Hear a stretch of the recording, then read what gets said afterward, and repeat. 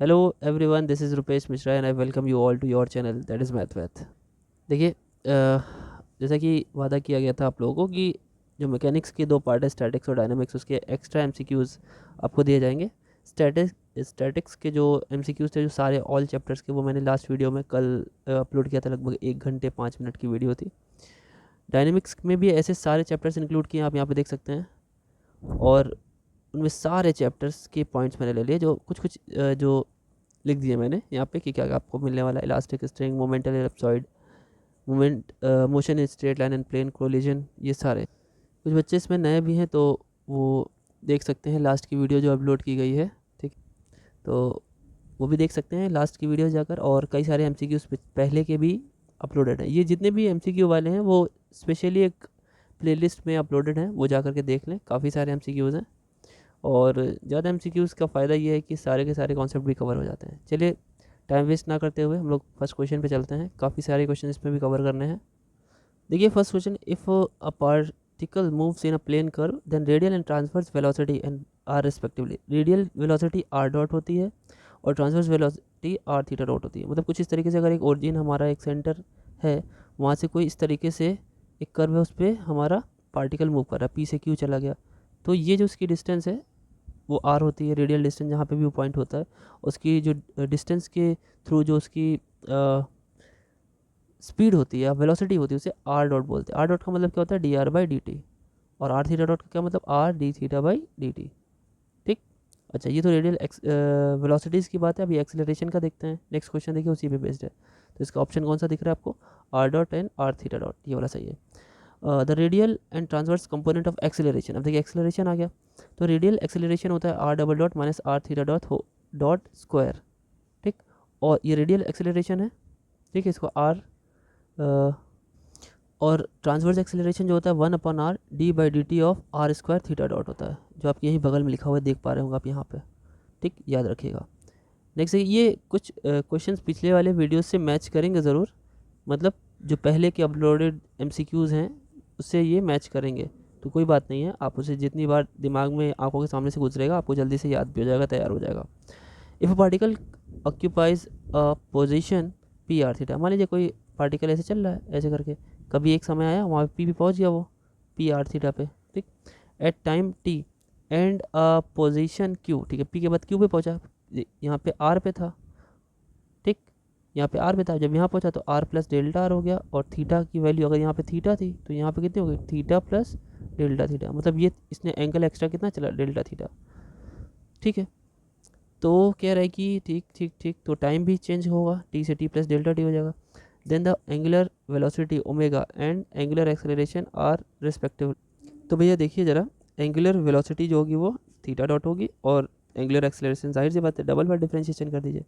तो answer option आपके सामने बी वाला। नेक्स्ट क्वेश्चन देखिए, which of the following is relation between linear and angular velocities. ठीक है, देखिए, एंगुलर वेलोसिटीज़ थीटा डॉट हो गई और लीनियर वेलोसिटी वी हो गई। तो वैसे ये होता है आपका is equal to v p by r square होता है। ये आपका ऑप्शन यहाँ पे बी वाला एकदम करेक्ट है। ठीक है, नेक्स्ट देखिए, if the radial and transverse velocities of the particle are always proportional to each other then the path is.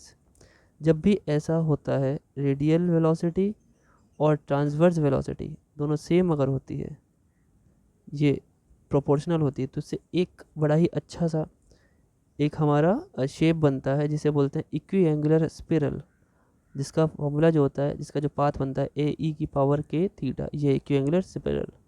D option. ठीक है, नेक्स्ट देखिए क्या है भाई। Next question number 6, the velocities of a particle along the perpendicular to the radius from a fixed origin are lambda r and mu theta। ठीक है, ठीक है, along रेडियल वेक्टर, ये रेडियल वेक्टर है, आर डॉट की बात कर रहा है, और ये थीटा डॉट की बात कर रहा है। ठीक है, ठीक। तो कह रहे कि तो इसका पाथ क्या होना चाहिए? तो इसका पाथ देखिए याद होता है, नहीं तो आपको पूरा इंटीग्रेट करना पड़ेगा। इसको D R by D theta D R by d T लिखना पड़ेगा, इसे D theta by d T लिखना पड़ेगा, और फिर दोनों को डिवाइड करना पड़ेगा, फिर सॉल्व करना पड़ेगा। तो इससे अच्छा इसका जब भी ये वाला क्वेश्चन, वैसे ये एक बड़ा इंपॉर्टेंट क्वेश्चन है, प्रूफ का क्वेश्चन है। ठीक है, लेमडा थीटा म्यू थीटा, तो इसका पाथ जो बनता है ये इस तरीके से बनता है -1/r lambda by mu log theta plus A. ठीक, यही ऑप्शन आपका एकदम करेक्ट है। माइनस यहाँ पे नहीं है, इस वाले माइनस नहीं है, इसलिए ये गड़बड़ हो गया। है तो यही फॉर्म, लेकिन बस यहाँ पे माइनस चाहिए। ठीक है, नेक्स्ट देखिए, नेक्स्ट क्वेश्चन क्या है। A small Beed slides with constant speed y on the smooth wire और द शेप ऑफ कार्डियोइड। ठीक है, कार्डियोइड क्या होता है भाई? कार्डियोइड का शेप कुछ इस तरह का होता है, और एक ऐसे बनता है, एक यही चीज़ लेफ्ट साइड में बनता है, मतलब इस तरीके से 4 कार्डियोइड बनते हैं। एक ऐसे बनता है, सॉरी यहाँ से लाइन जाएगी, ठीक है, और एक ऊपर की तरफ बनेगा इस तरीके से, हाँ इस तरीके से ऊपर की तरफ बनेगा, और ऐसे नीचे बनेगा। ठीक, कुछ इस तरीके से। कार्डियोइड में कार्डियक का मतलब ही होता है रिलेटेड टू हार्ट, हार्ट की तरह बनता है। ठीक है, तो इसकी ये फार्मूला जो लिखा हुआ है A1 प्लस कॉस थीटा, ठीक है, यहाँ पे माइनस हो सकता है, और ऐसे साइन वाला भी बन सकता है दोनों में। ठीक है, तो इस टाइप के इक्वेशन बनते हैं कार्डियोइड में, A1 plus minus cos theta. ठीक है, अब कह रहे हैं कि भाई फिर से एक बार क्वेश्चन पढ़ लेते हैं। Small Beed slides with constant speed, speed constant है, ठीक है, ऑन अ स्मूथ वायर। देखिए वायर ऐसे बना है, एक बीड यहाँ पे लगी है, ये स्मूथ है, ये ऐसी इधर बीड मतलब समझ रहे ना, जैसे चेन हम लोग पहनते हैं तो उसमें जो एक गोल गोल से लोहे की बनी हुई चीज़ें होती हैं, उसे बीड बोलते हैं। वो मान लीजिए कि वायर पे रखी जाए तो कैसे स्लिप करके इधर आ जाती है, स्लिप करके जब इधर आती है तो वो एक तरीके से कार्डियोइड का शेप ले लेती है। देन रेडियल एक्सेलरेशन इज, देखिए जब वेलोसिटी कांस्टेंट है तो रेडियल जो एक्सेलरेशन होगा वो भी कांस्टेंट होगा। ठीक है, नेक्स्ट देखिए, the velocity of a particle along and perpendicular to the radius vector. अच्छा ये वैसा ही क्वेश्चन आ गया, लैम्डा आर और ऐसे करके था ना म्यू थीटा। ठीक है, तो ये भी कुछ ही वैसा ही जैसा है, इसका भी पाथ याद रखेंगे। क्या होगा पाथ, क्या बनता है इसका, क्वेश्चन पूरा देख लीजिए, ये पूरा क्वेश्चन है। ठीक है, तो इसमें पाथ जो बनता है अपना लैम्डा अपॉन थीटा तो रहेगा ही, is equal to mu not square upon 2r plus C बनता है इसमें पाथ। ठीक है, याद रखिएगा इसको, ये ऑप्शन है। नेक्स्ट देखिए, if a particle moves along a curve then the direction of its velocity at any point of its path is along the dash to the path at the point। कह रहे कि अगर मान लीजिए particle move करता है किसी along the curve, ठीक है, एक कर्व है ऐसे, मान लीजिए पार्टिकल यहाँ से ऐसे मूव कर रहा है, इधर ऐसे आगे बढ़ रहा है, पी पॉइंट से आगे बढ़ रहा है। ठीक है, then the direction of its velocity at any point, velocity की डायरेक्शन मान लो यही होगी, जिधर को भाग रहा होता है उसी पे टेंजेंट कीजिए, वही उसकी वेलोसिटी की लाइन होती है। At any point of its path is along the dash to the path, तो किसके होता है, मैंने बताया ना अभी टेंजेंट के अकॉर्डिंग होता है। नेक्स्ट देखिए, नेक्स्ट है, if r theta be the polar coordinates of the position of particle moving along a plane curve at time T, then the transverse component of the velocity at the time t is, transverse component आपको पता है क्या होता है, r theta dot. अगर r theta पे लेना है उसकी आर डॉट, इसकी क्या हो जाएगी वेलोसिटी, तो उसी का ट्रांसवर्स कंपोनेंट ऑफ वेलोसिटी क्या हो जाएगा, आर थीटा डॉट। अभी तो बताया थोड़ी देर पहले। The angular velocity of the particle moving in a parabolic path, जब पैराबोला होता है, पैराबोलिक पाथ के केस में जो हमारा उसकी रेडियस ऑफ कर्वेचर होती है।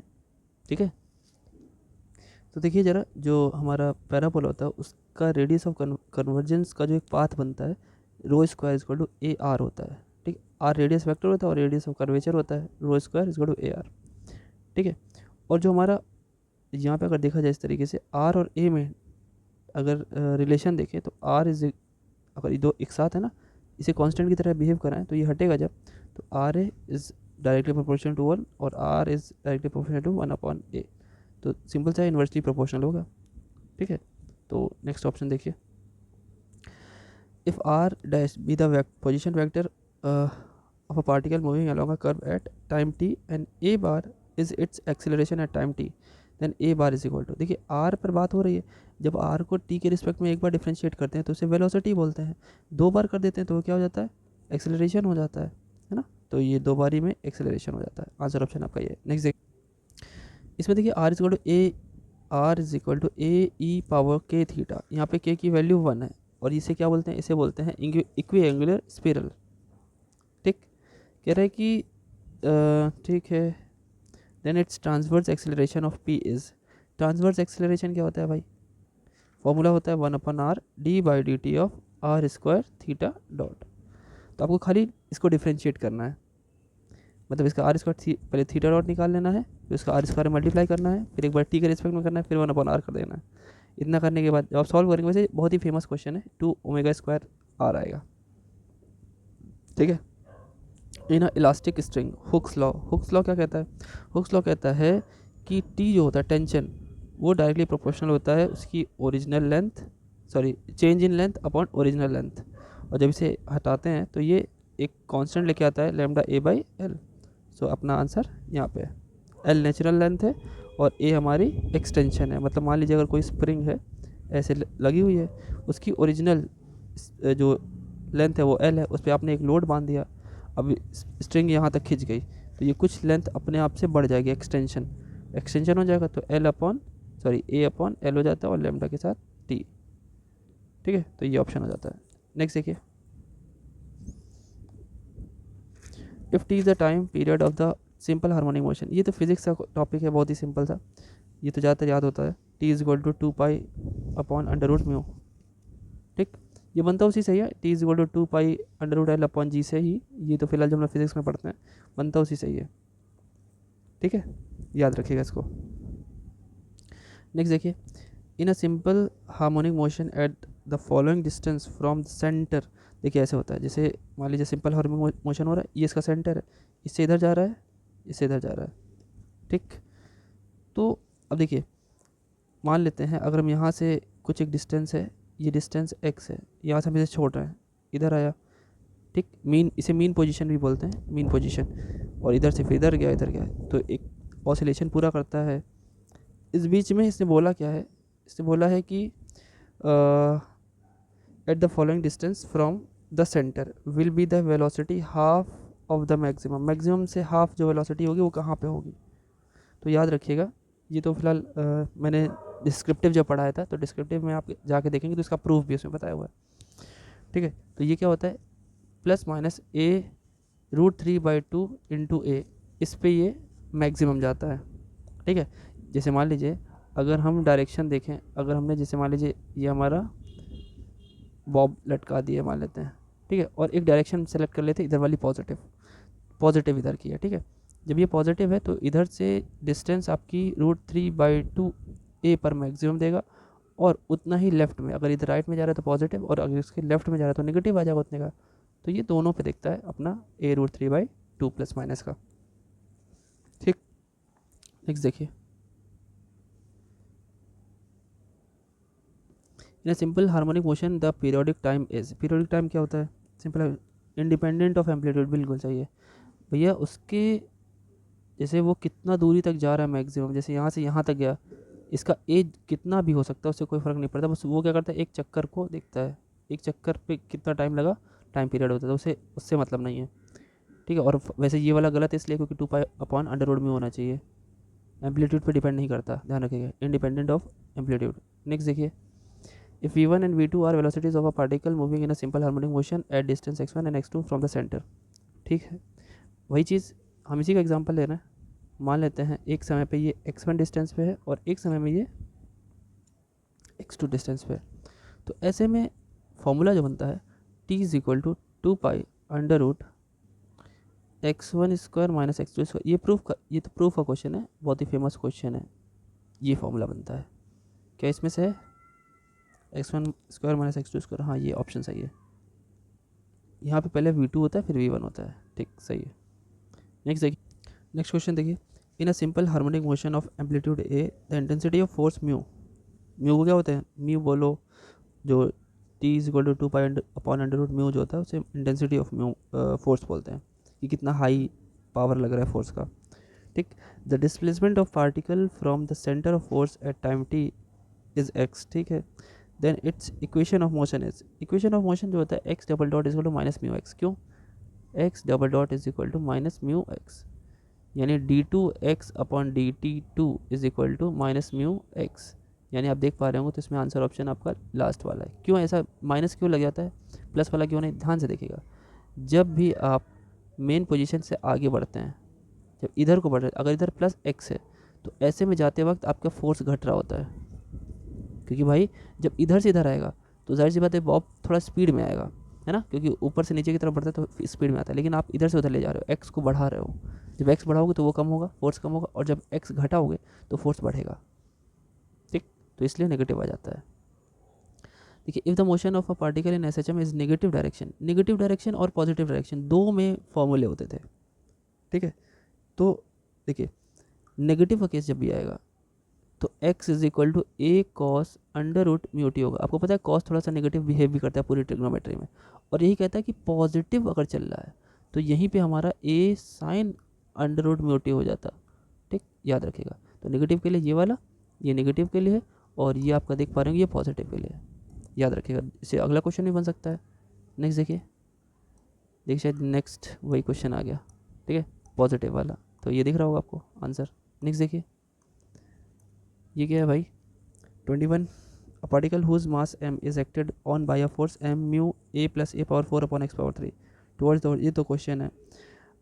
If it starts from the rest distance a, ठीक है, show that it will arrive at origin in time.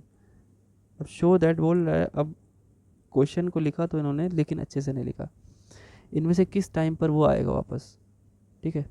तो a की मैक्सिमम पावर अगर आप देख पा रहे हैं यहाँ पे तो 4 है, ठीक, और वो 4 जब भी जिसमें भी देखिए t is equal to 2 pi upon under root mu था ना, यहाँ पे म्यू में चेंजमेंट आएगा। वैसे ये क्वेश्चन है पूरा का पूरा सॉल्व करने में वैसे कराया होगा मैंने कहीं ना कहीं, इसका आंसर वैसे याद भी होता है, फेमस क्वेश्चन है, तो पाई अपन 4 अंडर रूट में हो जाता है इसका आंसर। कुछ क्वेश्चन इन्होंने डायरेक्टली ऐसे ही बना दिए हैं जिनको मतलब इस तरीके से बता पाना मुश्किल है।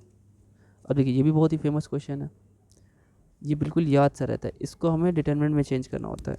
तो डिटरमिनेंट पे चेंज करके आप इसे देखिए लाइनिंग से अगर देख पा रहे होंगे तो ये ऑप्शन आपके सामने देखिए यू वी डब्ल्यू पर रहेगा, ये जो लिखा है ये इसके इक्वल में आता है, U V W A B C और 111 इसी के इक्वल में आता है, तो आंसर ऑप्शन आपका ये है। बहुत ही फेमस क्वेश्चन है, आप अपने बुक में देख पा रहे होंगे, ठीक है। नेक्स्ट देखिए अगला question 23, when particle moves outside the surface of the earth.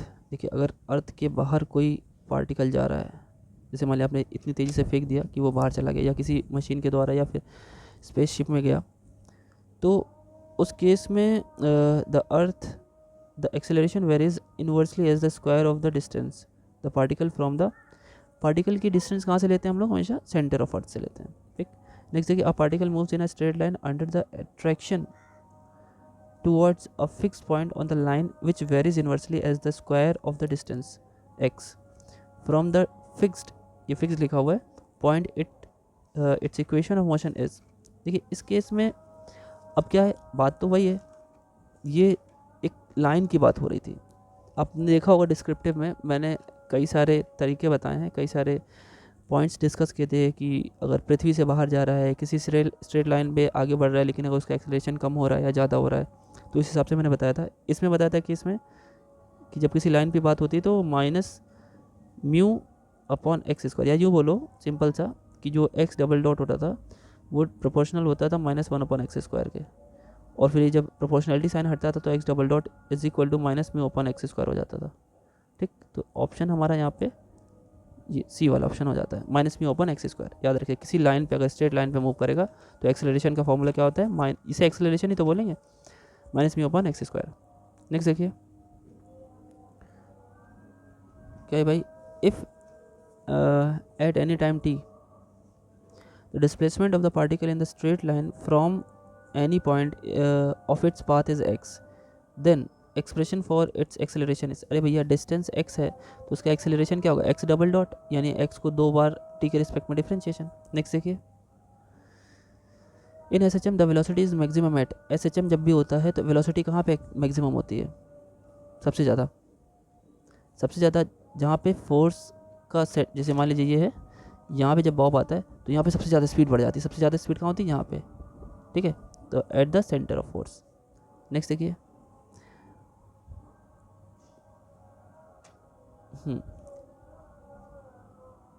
if in a SHM A is amplitude and mu is intensity of force, the displacement of particle at a time t from the center, ठीक है, centre से क्या होगी distance, देखिए कुछ बोला नहीं positive है कि नेगेटिव है, तो आपको लेकिन फॉर्मूला याद होना चाहिए, x is equal to A cos under root mu T या फिर x is equal to A sine under root mu T. इन दोनों में से कोई एक आंसर हो सकता है, लेकिन दोनों में से पॉजिटिव या नेगेटिव नहीं बोला है। तो देखिए आप ये देख पा रहे हो तो ये सपोर्ट कर रहा है।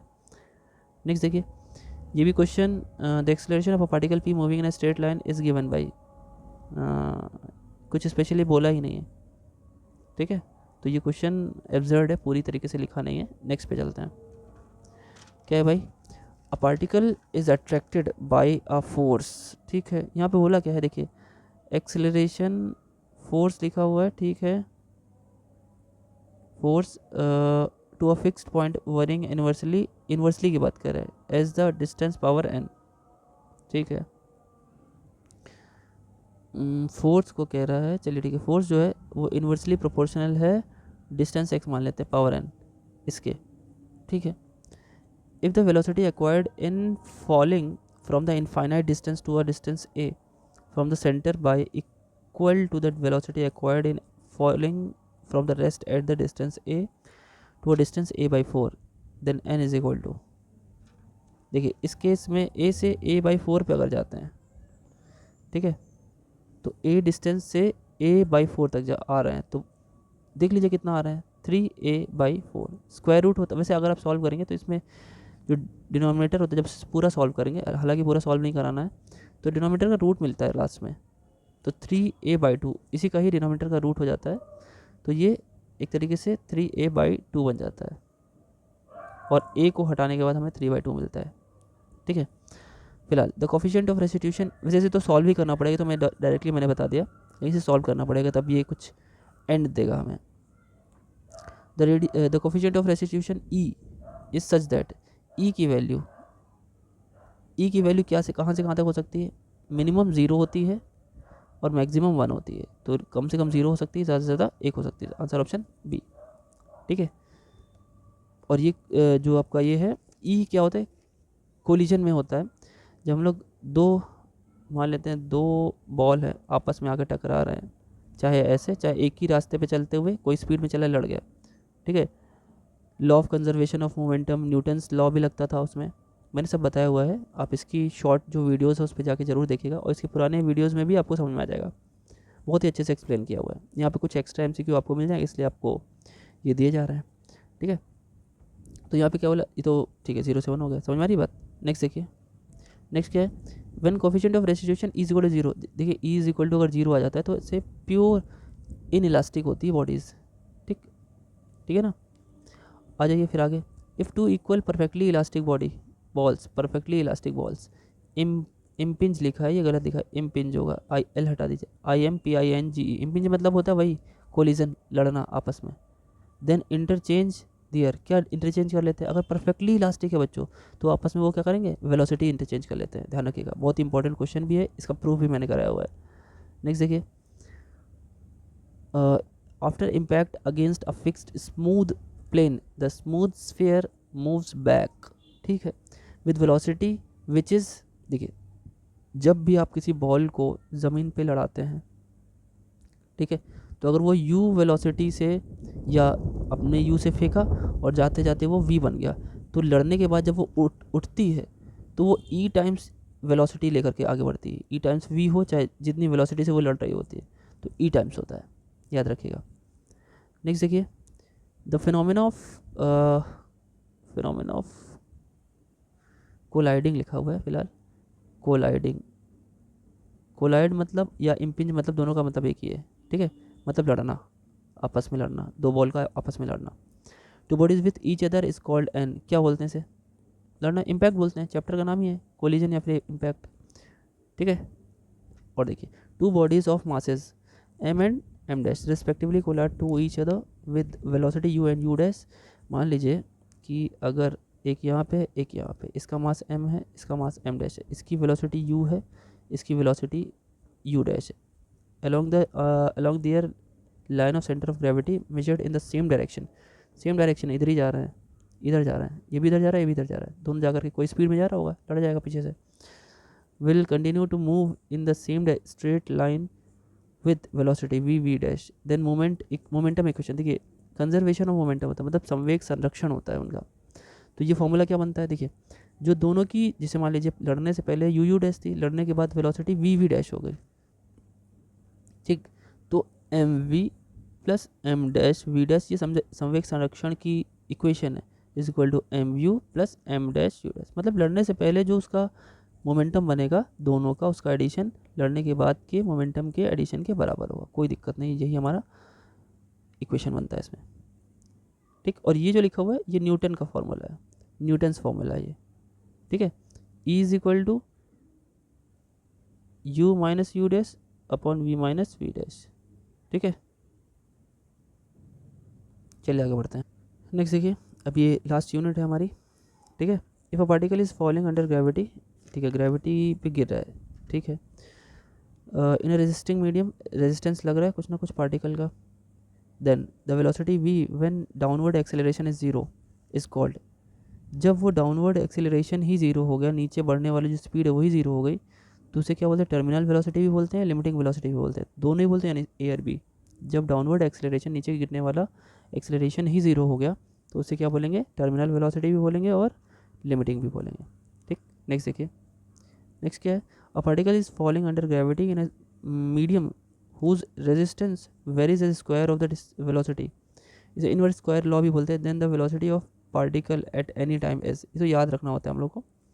तो small v is to capital v tan hyperbolic g t upon capital v, ये आपका ऑप्शन ये वाला एकदम सही है। ठीक। नेक्स्ट देखिए, ये क्या है, ये भी बहुत ही इंपॉर्टेंट क्वेश्चन है।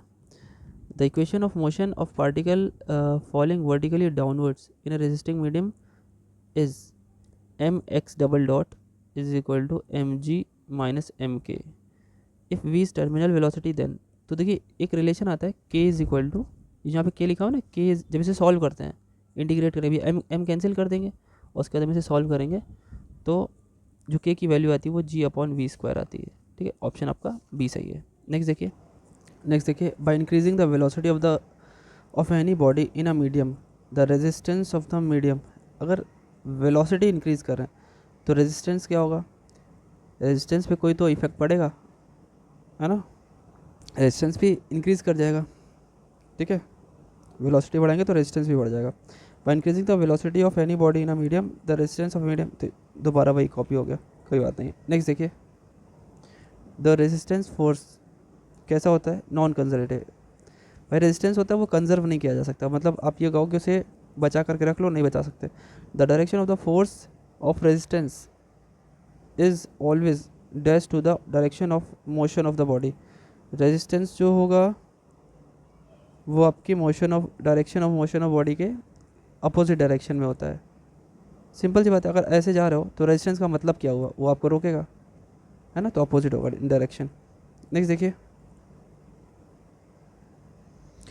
The equation of motion of particle falling vertically down, ये फॉलिंग लिखा हुआ है, ओ लिख गया यहाँ पे, ठीक है, falling vertically downwards in a resisting medium is m, हाँ ठीक है, ये तो लिखा हुआ है, एम कैंसिल करके सॉल्व करेंगे इसे। अब देखिए यहाँ पे के एम के साथ के वी क्यूब है ना, तो वहाँ पे g upon k is equal to g upon v square आया था, यहाँ पे k is equal to g upon v cube हो जाएगा, ये ऑप्शन आपका सही हो जाएगा, बिल्कुल इसी से रिलेट करता है, जो साथ में होता है उसी का आंसर आ जाता है। नेक्स्ट देखिए, मोमेंट ऑफ इनर्शिया वाले चैप्टर में से भी काफ़ी अच्छे अच्छे एमसीक्यू बनते हैं, और एक तो ज़रूर मिलेगा, देखिए कौन सा मिल जाए। The moment of inertia of a ring about its diameter is, देखिए रिंग अगर है कोई, ठीक है, ऐसे उसके डायमीटर के अलाउंग अगर लेना है तो वो एम स्क्वायर बाई टू होता है। इसका प्रूफ मैंने शायद करवाया हुआ है, ठीक है, एक बार देखिए, अगर आपको या तो याद कर लीजिए, रिंग का क्या होता है, एम स्क्वायर बाई टू, याद कर लेंगे ज़्यादा अच्छा रहेगा। सॉलिड स्फेयर का 2/5 करके होता है एम स्क्वायर, ठीक है।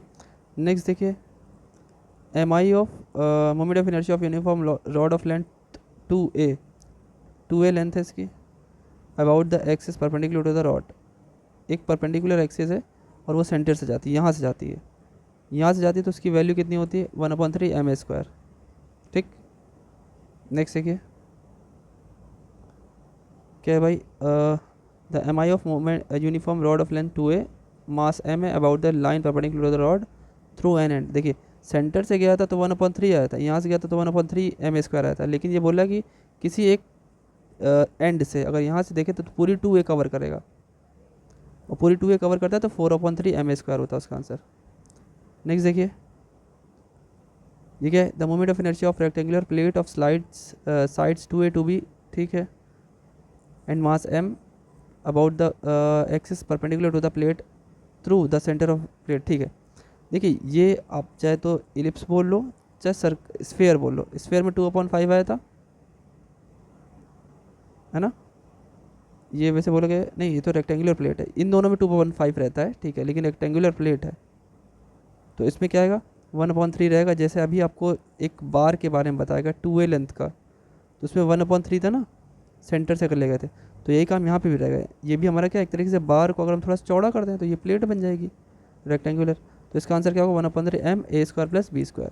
ऑप्शन बिल्कुल ऐसे था, 1/3 ma²। अरे इसमें कितना क्या था, ये वाले में देखिए 1/3 ma² था, तो बिल्कुल ऐसा ही तो है, इसको चौड़ा कर दिया गया बस।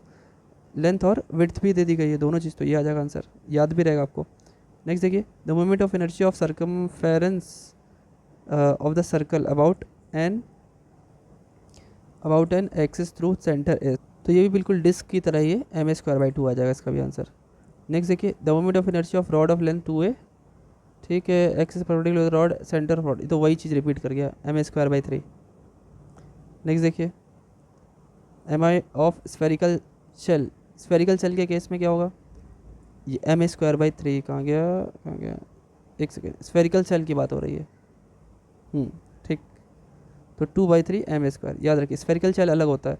अरे भैया आप एक बॉल ले लीजिए, बॉल स्फेरिकल शेल ही होती है, अंदर से खोखली होती है ना, तो इसके लिए क्या होता है 2 ma²/3।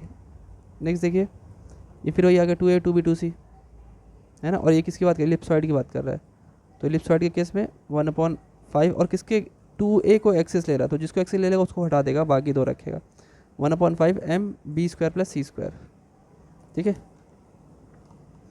नेक्स्ट देखिए,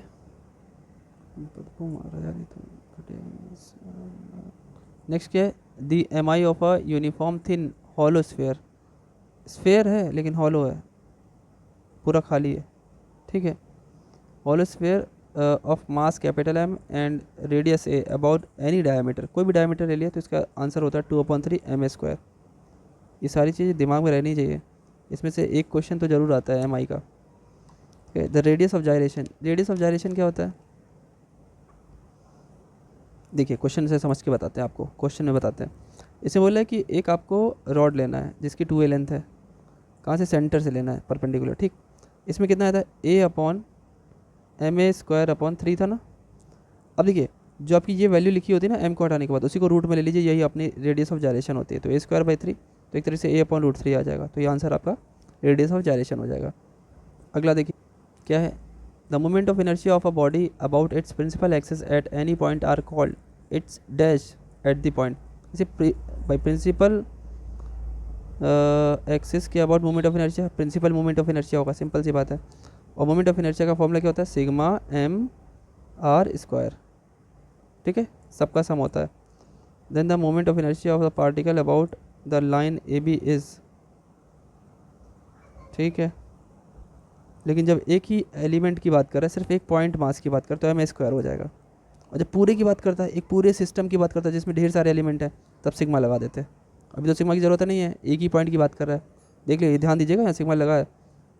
जब पूरे सिस्टम की बात करता है तो सिग्मा लग जाएगा। नेक्स्ट देखिए क्या है, next question, the moment and product of inertia about of a body about any 3 mutually perpendicular axis OX OY OZ are ABCDEF, ठीक है। तो इसको देखिए, ये याद करने का तरीका होता है AL² BM² CN², उसके बाद बाकी सारे नेगेटिव रहेंगे, -2 के साथ सब के सब चेंज हो जाएंगे। जैसे D लिखा है, फिर -2E लिखा है, -2F लिखा है, D अगर DEF लाइन से है अगर, ठीक, और LMN भी लाइन से, तो अगर आपने इसको लिख लिया है तो बाकी के आपके क्या होंगे, ये दोनों आ जाएंगे। जैसे D लिया है तो D के साथ MN आ जाएगा, E लिया है तो E ख़त्म और LN आ जाएगा, और F लिया है तो F ख़त्म और LM आ जाएगा, ठीक। तो ये चीज़ याद रखिएगा, ये आपका आंसर ऑप्शन सही है, याद रखिएगा।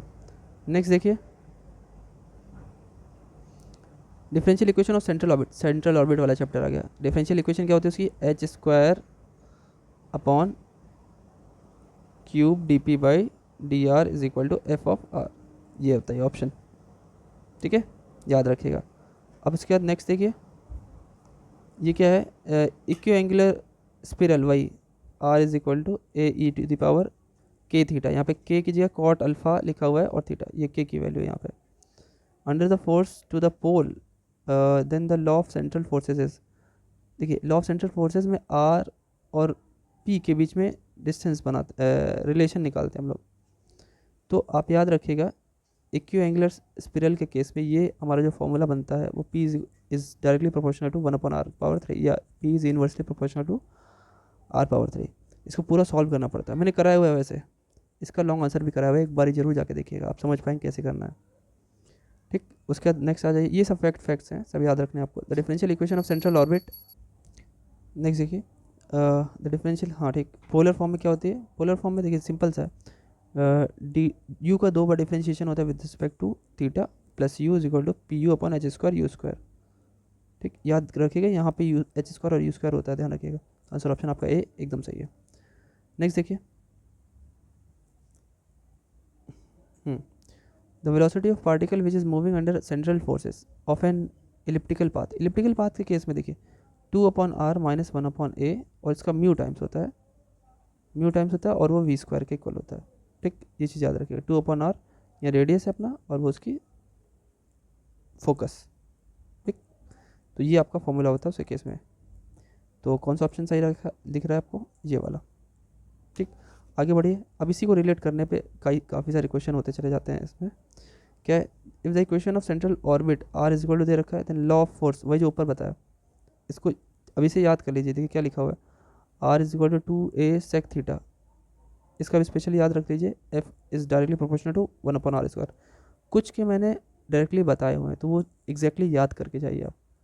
ठीक है, जैसे इससे ऊपर अभी बताया था मैंने एक क्वेश्चन, वो इक्वियो एंगुलर स्पिरल वाला, ठीक है, वो r⁻3 पे होता है, यहाँ पे देखिए वो वहाँ पे ये था, यहाँ पे आ गया, याद रखिएगा। नेक्स्ट क्वेश्चन देखिए नेक्स्ट जो हमारा एप्स होता है, एप्स के केस में p और r सेम होते हैं। ठीक, एप्सिडल डिस्टेंस और एप्सिस जो हमारे लास्ट चैप्टर में है, ठीक है, उसमें ये एक दूसरे के इक्वल होते हैं। ठीक, नेक्स्ट देखिए, if a system is conservative, then conservative का केस होता है, देखिए यू का डबल डिफ्रेंशिएशन, सॉरी एक बार डिफ्रेंशिएशन और उसका square with respect to theta, u² plus 2 times e - v upon h² होता है।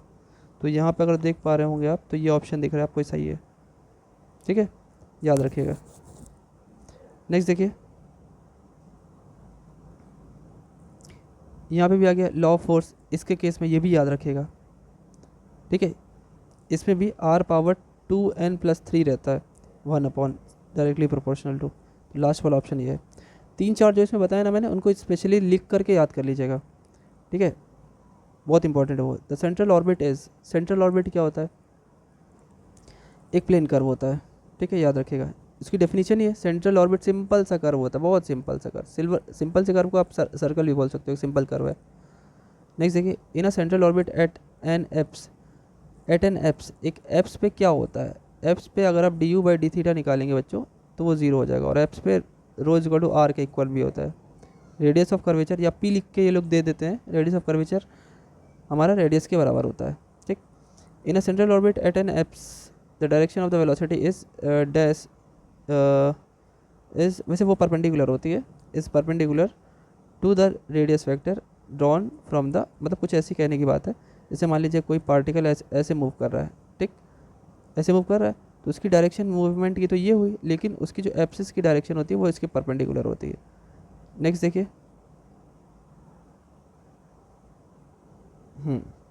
While describing the central orbit, ठीक है, the following part of the acceleration is taken as 0, transverse direction उसकी 0 होती है, ध्यान रखिएगा, सेंट्रल ऑर्बिट में उसकी ट्रांसवर्स जो वेलोसिटी होगी 0 होगी। ठीक, नेक्स्ट देखिए, if the central force is single valued function of the distance, the number of apsidal distances, 2 ही होती हैं apsidal distances, ध्यान रखिएगा, 2, सिर्फ 2।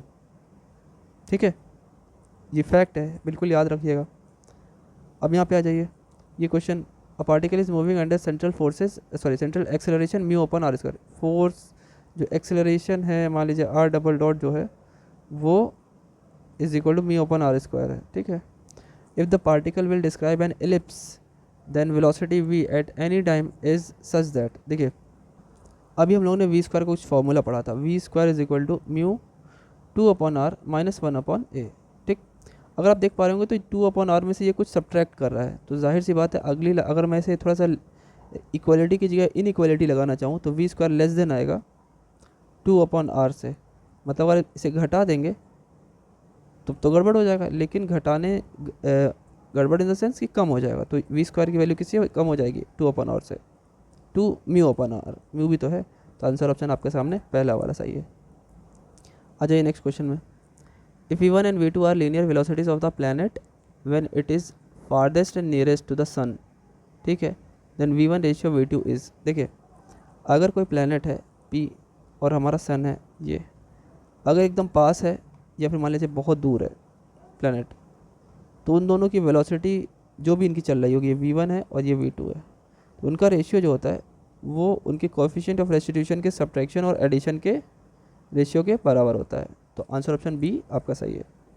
नेक्स्ट देखिए, each planet describes an ellipse having the sun as one of its focus, focus में, ठीक है भैया कोई भी प्लैनेट होगा, ठीक है, उसका जो फोकस होगा, फोकस जो होगा वो सन को लेके चलेगा, भैया सन को देखते हुए सारे प्लैनेट चलते हैं आपको पता ही है, तो फोकस उसका सन होगा।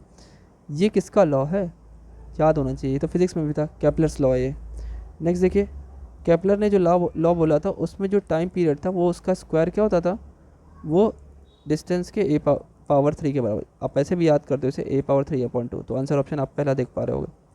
और देखिए, the radius vector drawn from sun to the planet describes equal areas in each in equal time, ये किसने, ये केपलर का कौन सा लॉ था, ये केपलर का सेकेंड लॉ था, ठीक है।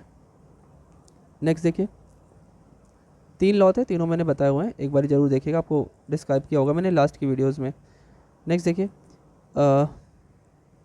In a polar coordinate system the component of velocity along radius vector and perpendicular to, अरे तो वही आ गया r डॉट और r theta dot, radial velocity और ट्रांसवर्स वेलोसिटी, पहले ही वाला आंसर है, दोबारा आ गया। The component of acceleration along radius vector and perpendicular to radius vector, अब एक्सीलरेशन ये तो पहले ही वाले आ गए स्टार्टिंग के, कोई बात नहीं है। ये देखिए, ये क्या होता था, r double dot minus r theta dot whole square, ये तो रेडियल एक्सीलरेशन है, ठीक है, और ट्रांसवर्स क्या होता था 1/r of d/dt of r² theta dot, तो आप देख पा रहे होंगे तो r डबल डॉट का मतलब क्या है, 2 बार डिफ्रेंशिएशन, ये r लिखा है डॉट नहीं है, तो ये ऑप्शन देख पा रहे हैं आप, वही चीज़ यहाँ भी लिखा हुआ है, ठीक है। नेक्स्ट देखिए, the acceleration of a particle moving along any curve इन, ये यहाँ पे ये कुछ नहीं है, इज़ लिखा हुआ इज़, तो d2s/dt2, अगर वो कर्व पे चल रहा है, एग्जैक्टली कर्व पे चल रहा है, तो कर्व अर्क लेंथ पे चलेगा, ये s यहाँ पे अर्क लेंथ होती है, तो d2s/dt2, रेडियल या ट्रांसवर्स नहीं बोला है, नहीं तो हम कुछ और सोचते हैं, ठीक। और इसका अगर अलोंग द कर्व अगर उसने बोला होता वेलोसिटी तो ds/dt हो जाती, ठीक है। नेक्स्ट देखिए, a particle moves on a smooth sphere under no forces, कोई फोर्स लगा ही नहीं है, ठीक है, no forces except the pressure of the surface, surface का एक प्रेशर लग रहा है उस पर, उसके अलावा ये और भी कोई फोर्स नहीं ले रहा है, ठीक है, ठीक है। देन देखिए, ये तो फिलहाल एक फार्मूला ही है, वैसे ये इज इक्वल टू 0 होता है, फार्मूला क्या बनता है, ये लिखा होता है इधर और इसे उधर लिख देते हैं, ये फार्मूला है, ठीक है। प्रेशर के ही केवल कोई दूसरा फोर्स ना हो, लेकिन जो हमारा सरफेस है उसका प्रेशर लग रहा है, उससे वो आगे बढ़ रहा हो अगर, तो ये बनता है हमारा आंसर, ठीक है। तो आंसर क्या होना चाहिए इसका आंसर होना चाहिए 0, ठीक, याद रखिएगा। नेक्स्ट देखिए, acceleration of a particle at a point x y z is given by, ठीक है। एक्सीलरेशन कैसे दिया जाएगा भाई, देखिए कोई भी एक्सीलरेशन होगा उसका आप डबल डॉट ही लगेगा, square double dot square z double dot square, ठीक है। स्क्वायर जब कर रहे होते हैं तो आप लेफ्ट साइड उसका मॉड ले रहे होते हैं, तो फिर रूट लग जाता है, तो ये ऑप्शन आपका सही है। नेक्स्ट देखिए, acceleration of a particle at a point rho phi और z, ठीक है, सिलेंड्रिकल पोलर सिस्टम इसको बोलते हैं, in the plane ZOP and perpendicular to rho in the direction of phi increasing is, acceleration की बात हो रही है, तो एक्सीलरेशन इसमें क्या होता है, देखिए 2 rho dot phi dot plus rho phi double dot, ये फॉर्मूला होता है, तो अगर आप देख पा रहे हो यहाँ पे टी में लिखा है टू रो डॉट का मतलब d rho by d, d psi by d plus rho, हाँ ये ऑप्शन आपका सही है। नेक्स्ट देखिए लास्ट क्वेश्चन हमारे इस वीडियो का, acceleration of a particle at point p rho phi z parallel to x o y plane and in the direction of rho increasing is, rho increasing हो रही होगी तो क्या होगा एक्सेलरेशन।